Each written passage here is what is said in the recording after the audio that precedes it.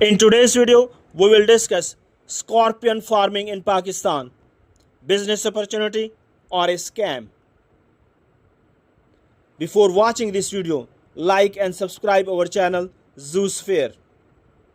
Have you ever heard someone say that a single scorpion can sell for hundreds of thousands or even millions of rupees? Perhaps you have seen videos on social media showing people wandering through deserts at night with ultraviolet lights, claiming they are searching for scorpions to become rich overnight. Others insist there are mysterious buyers waiting to purchase these creatures for unbelievable prices.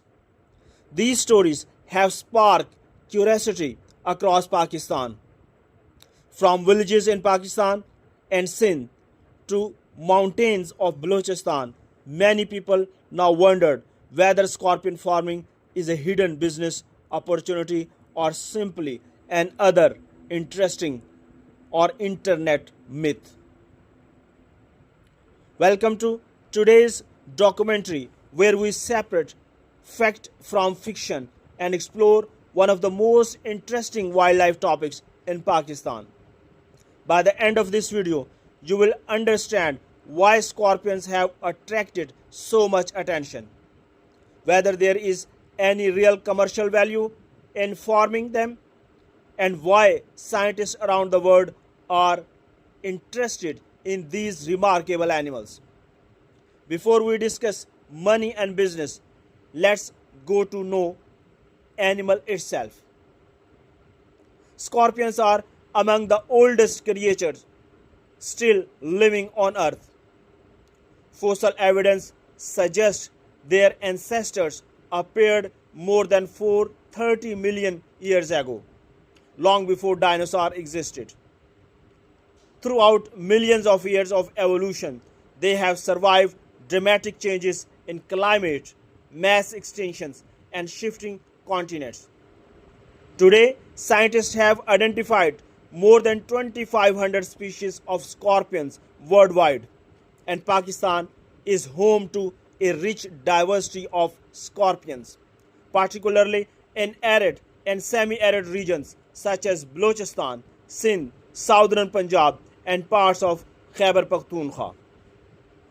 Most people fear scorpions because of their sting, but surprisingly, only a relatively small portion of these species possess venom that is medically significant to humans. The majority use venom primarily to subdue insects, spiders, and other small prey. In fact, scorpions are beneficial predators that help regulate insect populations, making them an important part of natural ecosystems. So why has public interest in scorpions suddenly increased? The answer lies largely in social media. Over the past few years, countless videos have appeared online claiming that certain scorpion species are worth extraordinary amount of money. Some videos show individuals collecting scorpions at night using ultraviolet torches because scorpion fluorescence under ultraviolet light, making them easy to spot in darkness. These videos often suggest that pharmaceutical companies or secret buyers pay enormous sums of live scorpions or their venom. Naturally, such claims capture people's imagination. If someone believes a few nights of collecting scorpions could transform their financial situation, curiosity spread rapidly. Stories are shared through WhatsApp groups, Facebook pages, TikTok videos, and YouTube channels. Soon, rumors began to sound like established facts. This is where we need to distinguish between scientific reality and internet speculation. It is true that scorpion venom is one of the most fascinating natural substances studied by scientists. However, that does not mean every scorpion has high commercial value. Nor does it mean that anyone can collect wild scorpions and easily sell them for enormous profits. Scorpion venom is an incredibly complex mixture of biologically active molecules, including peptides and proteins that interact with the nervous system. These molecules have attracted researchers because some show potential for application in medicine, biotechnology, and neuroscience. Scientists are studying them to better understand pain pathways, ion channels, infectious disease, and even certain types of cancer. One well known example is chlorotoxin, a peptide originally identified from death stalker scorpion. Researchers have investigated modified form of this molecule for use in imaging certain brain tumors using surgery. Other venom components are being explored as leads for new antimicrobial compounds, though much of this work remains in experimental stages. This scientific interest is real, but it is important to understand that journey from laboratory research to an approved medical product is long, expensive, and highly regulated. A molecule that looks promising in a laboratory experiment may take many years of additional research before it becomes part of a medicine, if it succeeds at all. That is very different from the idea that ordinary people can collect wild scorpions and immediately sell them for life-changing sums.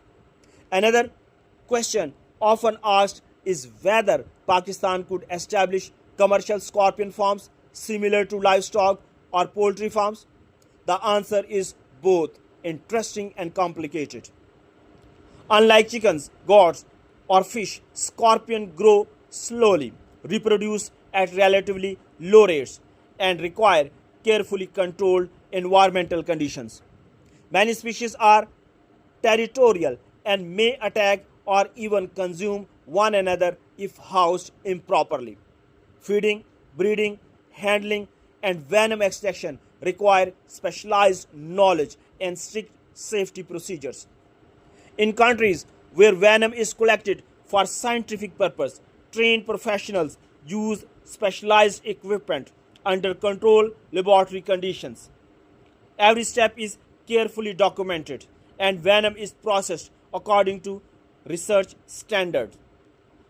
This is not a simple farming activity.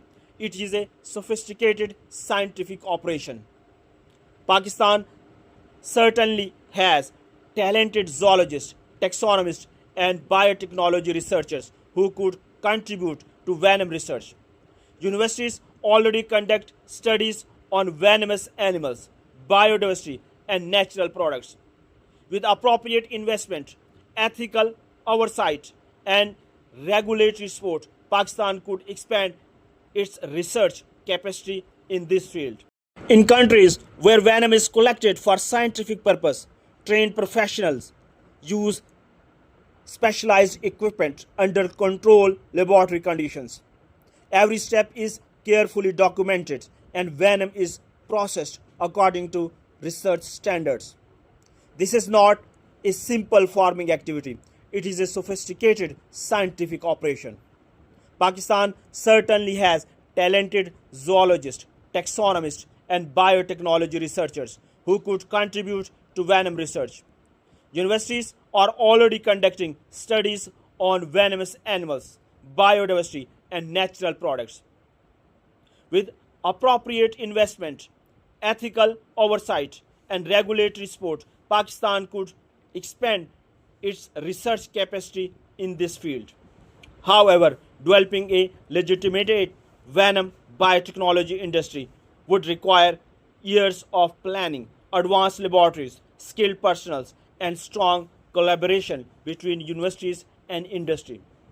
This is very different from the stories circulating on social media that imply instant wealth through scorpion hunting. Another important issue concerns wildlife conservation. Scorpions play a valuable ecological role. Removing large number of them from wild without scientific justification could disrupt local ecosystem. In addition, collecting and transporting wildlife may be subject to provisional or national wildlife regulations depending on the species and location.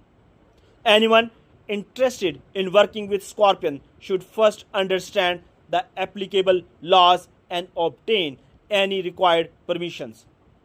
At this point, you might be wondering if genuine pharmaceutical research exists. Why are so many rumors and exaggerated claims spreading online? Why do people continue searching for scorpions every night?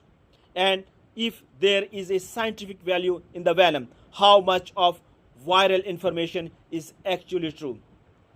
Those are exactly the questions we will investigate in the next part of this documentary, where we will examine the economics of the venom research, explain how scams exploit public curiosity, and explore whether Pakistan could realistically build a legal, science-based scorpion venom industry. So stay tuned because the most surprising facts are still to come.